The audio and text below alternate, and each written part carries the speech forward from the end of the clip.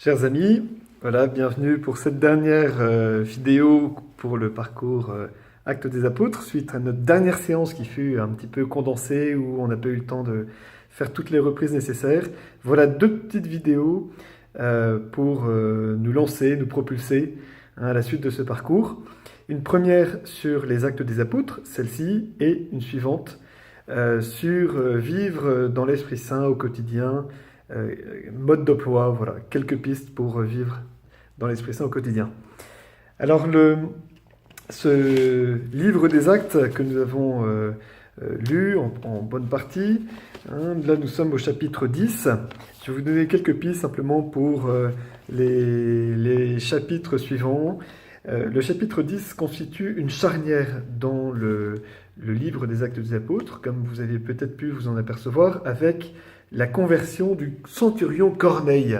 Il y a quelque chose de tout à fait inédit qui se produit là, c'est que l'Esprit Saint va rejoindre quelqu'un qui est hors du peuple d'Israël. Le centurion Corneille, un païen.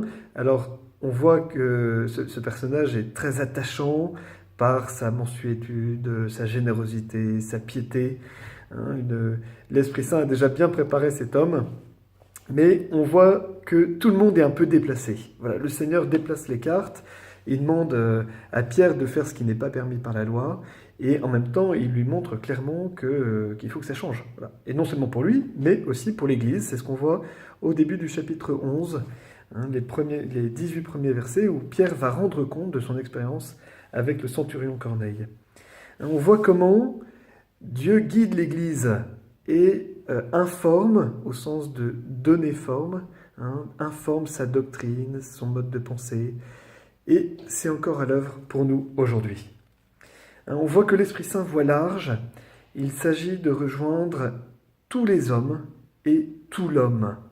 Voilà, c'est vraiment le projet de Dieu pour nous, c'est de transformer tous les hommes de toutes les cultures, de tous les temps, tous les lieux, et en même temps de nous rejoindre aussi dans toutes nos dimensions, que ce soit l'homme social, l'homme spirituel, l'homme affectif.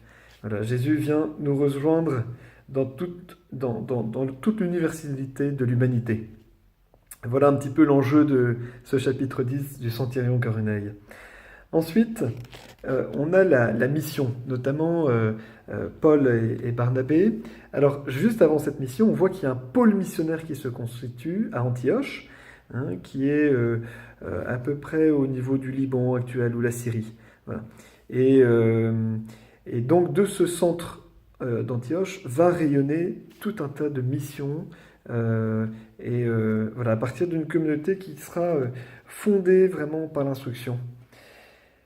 Voilà, on voit aussi la solidarité qui est vécue entre les différentes communautés chrétiennes, hein, notamment avec cette famine annoncée, et puis voilà, chacun vient apporter un peu sa contribution pour aider notamment l'église de Jérusalem qui est plus à mal par cette famine.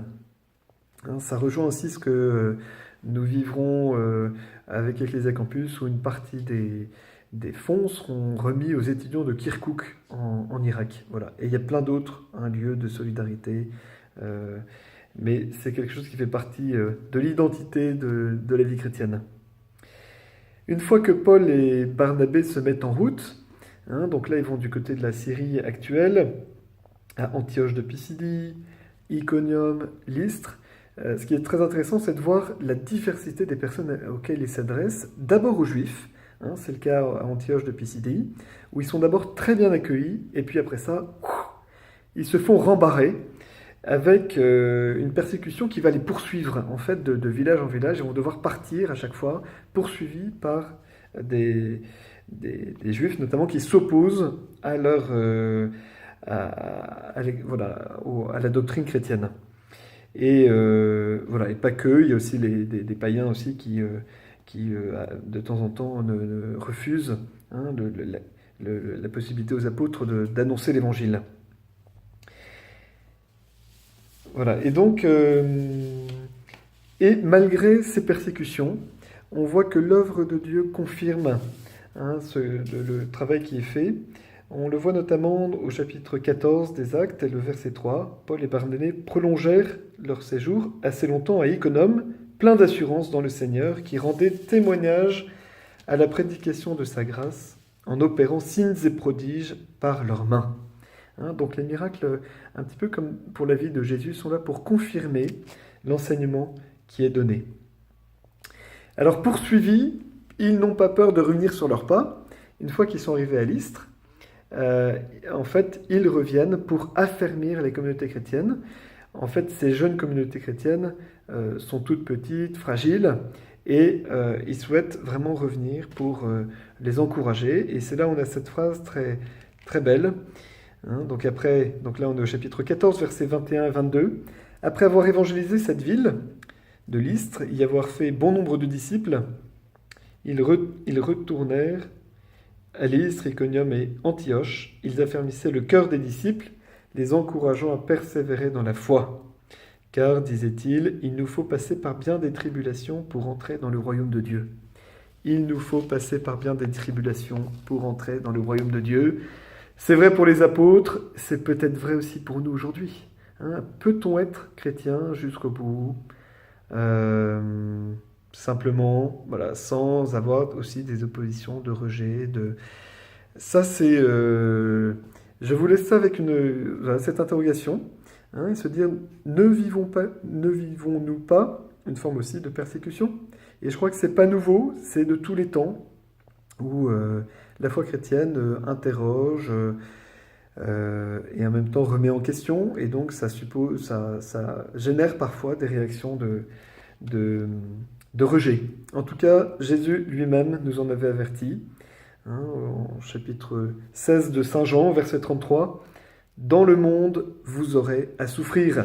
Voilà, c'est le même mot que le mot tribulation qu'on retrouve en Actes 14, 22. Mais dit Jésus, gardez courage, j'ai vaincu le monde. C'est peut-être sur cette parole-là du Seigneur qu'il s'agit de se laisser réconforter. Enfin, voilà. Et enfin, à la fin du chapitre 14, on voit le réconfort des frères. Voilà, ils vont repasser, ils retournent à Antioche, et là, puis ils racontent tout ce qui s'est passé, et ça fait du bien à tout le monde. Nous aussi, puissions-nous avoir de vraies communautés, fraternelles, où on se soutient les uns les autres. Voilà.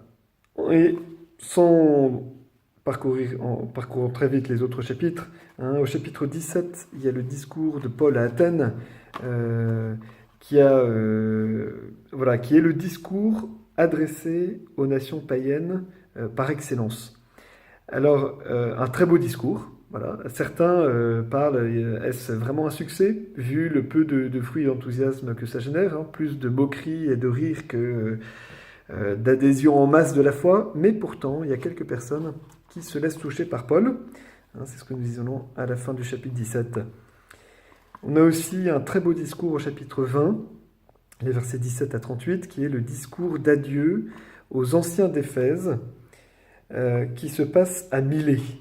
Voilà, où Paul fait venir les presbytres, voilà, c'est ce qui deviendra les prêtres, les anciens, qui sont les garants des nouvelles communautés chrétiennes, les responsables. Voilà. Peut-être que ce discours peut être bon pour nous aussi, c'est comment sommes-nous aussi les garants de la foi de nos frères.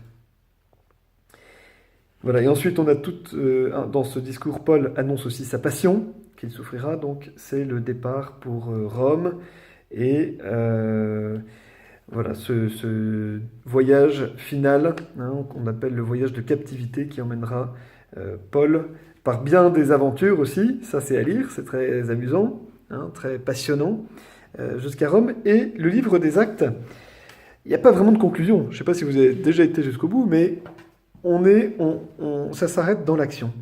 Voilà. Je vous lis quelques passages, les 2 derniers versets. Paul vécut ainsi 2 années entières à ses frais, donc à Rome, et il recevait tous ceux qui venaient le trouver, proclamant le règne de Dieu et enseignant ce qui concerne le Seigneur Jésus-Christ, avec une entière assurance et sans entrave. On retrouve de nouveau ce mot de l'assurance qu'on a dès après la Pentecôte, grâce à l'Esprit Saint qui donne cette force intérieure pour être pleinement soi-même, pour annoncer Jésus sans entrave, sans crainte. Voilà, on termine en plein dans l'action. Et peut-être que pour nous, c'est aussi un message à la fin de ce parcours des actes, de ne pas s'arrêter. Vous voyez, on a mis en route quelque chose, eh bien, puisse ce parcours ne pas avoir de fin, ou une fin en queue de boudin, entre guillemets, sans conclusion. Voilà. Hein, ou continuons à avancer dans cette lancée. Et ça va être le but de la deuxième vidéo.